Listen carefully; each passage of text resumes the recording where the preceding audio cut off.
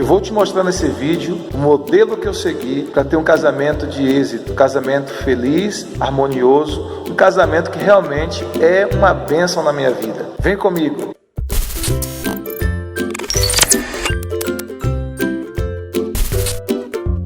Graça e paz, povo de Deus. Eu quero compartilhar com você uma palavra para abençoar o teu casamento, para abençoar a tua família.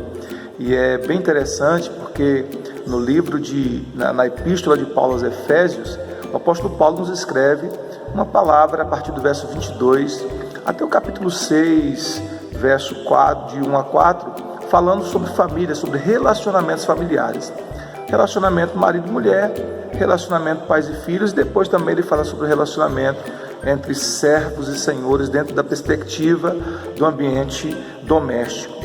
E é muito interessante porque Deus ele sempre compara a relação conjugal com a relação que ele tem com o seu povo. Isso é muito interessante. Se você for ler o Antigo Testamento, em várias passagens do Antigo Testamento, o Senhor diz: eu sou o teu marido. E quando Israel se apostatava da fé, se desviava do princípio da fé, Deus chamava isso, acusava Israel de cometer adultério espiritual. Então, a relação conjugal, ela exemplifica a relação que Deus tem com o seu povo, que é uma relação de extrema intimidade.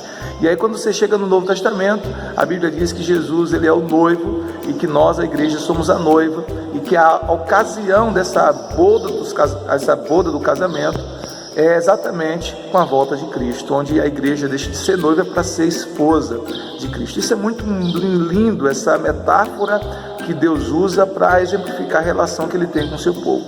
E aqui então, em Efésios 5, a partir do verso 22, não é diferente.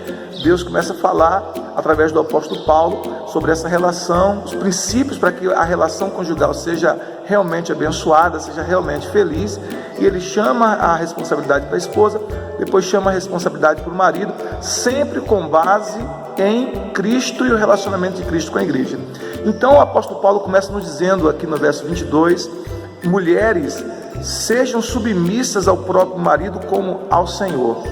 Olha que interessante, né? Como ao Senhor. E também diz que a mulher é submissa ao próprio marido, não é submissa a qualquer homem, mas ao próprio marido. E esse princípio de submissão na Bíblia tem a ver com apoio, né? A mulher ela foi criada para ser essa auxiliadora, essa que está ao lado, essa adjuntora fiel, que está ao lado para ajudar, que está ao lado para apoiar, para somar, que está ao lado para abençoar os sonhos, os projetos de Deus para a vida do marido e para a vida da família como um todo. Então, isso é o princípio de submissão.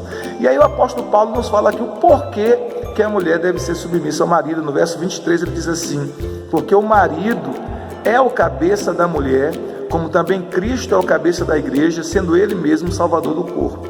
Cabeça aqui da ideia de origem, né? Deus criou o homem primeiro, portanto, depois de ter criado o homem, ele criou a mulher a partir da costela do homem.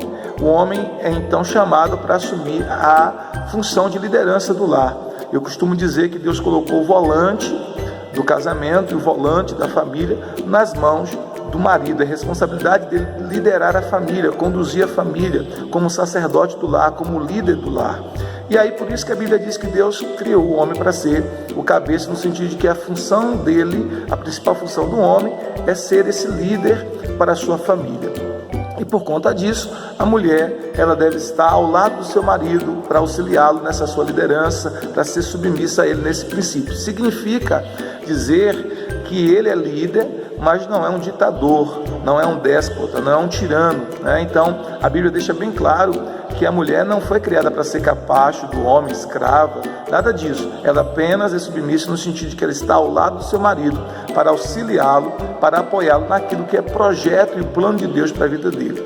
E aí no verso de número 24, Paulo diz assim: como porém a igreja está sujeita a Cristo, assim também as mulheres sejam em tudo submissas ao seu marido. Então observe que, mais uma vez, Paulo está usando esse exemplo da relação entre Cristo e a igreja, da relação entre a igreja e Cristo, para exemplificar a relação que marido e mulher precisam ter um com o outro. E aí ele diz, assim como a igreja é submissa a Cristo, as mulheres também precisam ser submissas aos seus maridos. Às vezes, algumas mulheres, mesmo mulheres cristãs, elas ficam questionando, né, e acham ruim porque que Paulo, inspirado pelo Espírito Santo, fala sobre submissão da mulher, aqui nesses textos, mas a Bíblia vai nos mostrar que a missão do homem é ainda mais desafiadora, a missão do homem é ainda mais árdua, né, porque olha só, no verso 25, o apóstolo Paulo também diz assim: maridos, amai as vossas mulheres, como também Cristo amou a igreja e a si mesmo se entregou por elas. Olha que missão desafiadora para nós, maridos, para nós homens. A missão de amar a esposa, e não amar de qualquer maneira. Não amar a esposa com amor hollywoodiano, não amar a esposa apenas com amor romântico, não amar a esposa com interesses próprios, com amor egoísta. Não, mas amar a esposa como Cristo amou a igreja. E de que forma foi que Cristo amou a igreja? Cristo amou a igreja e se entregou por ela. Cristo amou a igreja e se doou por ela. Cristo amou a igreja e se sacrificou por ela. Cristo amou a igreja e deu a sua vida por ela.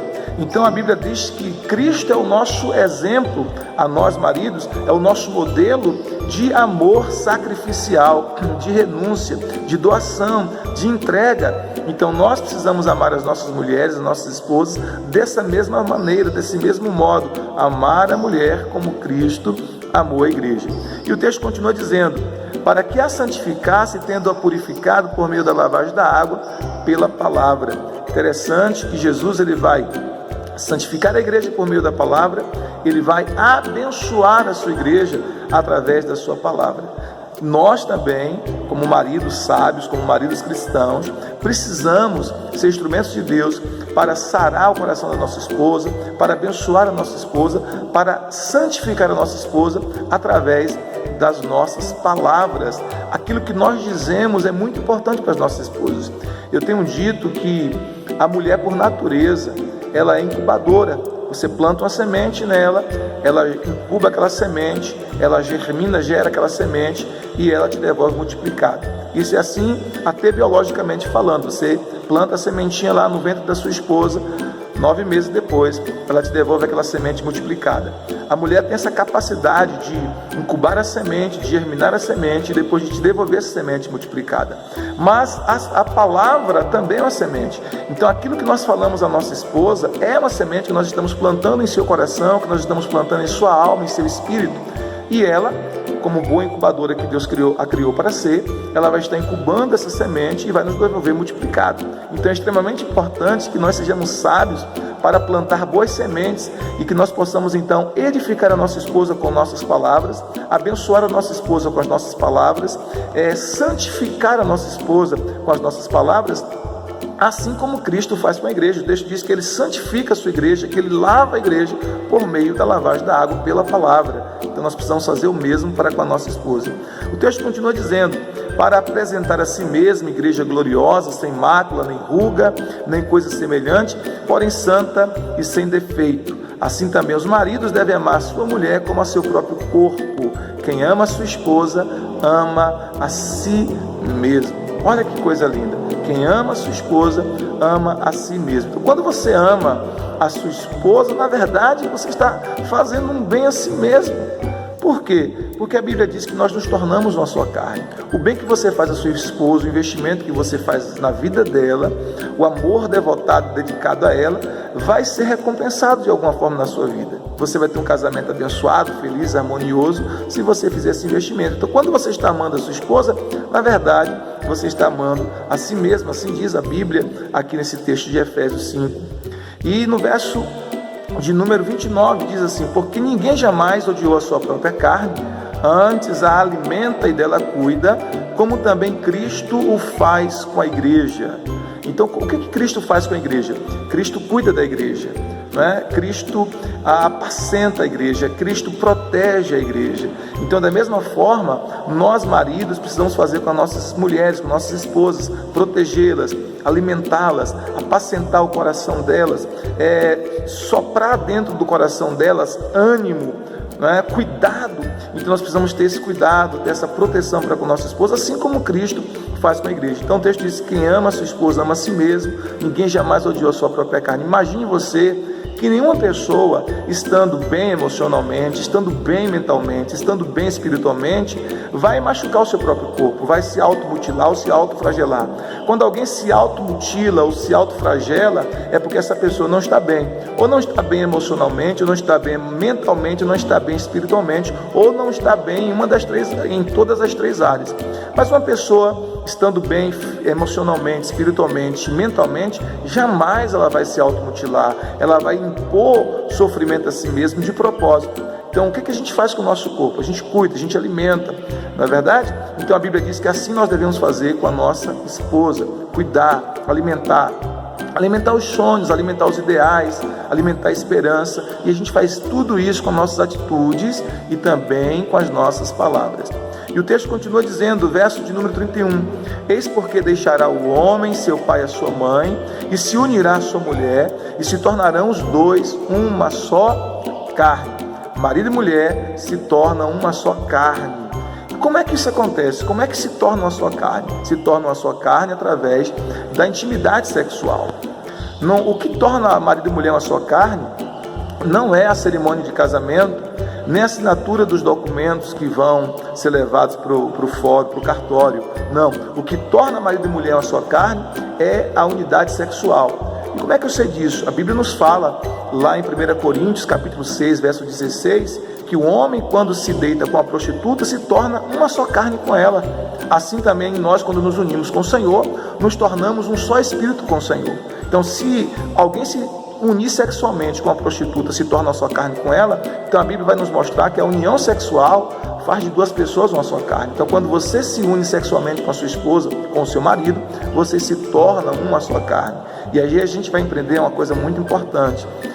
Deus orienta que haja essa intimidade sexual dentro do casamento. Assim como é pecado fazer sexo antes do casamento, é também pecado à luz da Bíblia não fazê-lo depois de se estar casado. A Bíblia proíbe ao homem e à mulher de negar-se um ao outro, né? Então não é permitido à luz da palavra de Deus que o homem e a mulher se neguem sexualmente um ao outro. E por que não?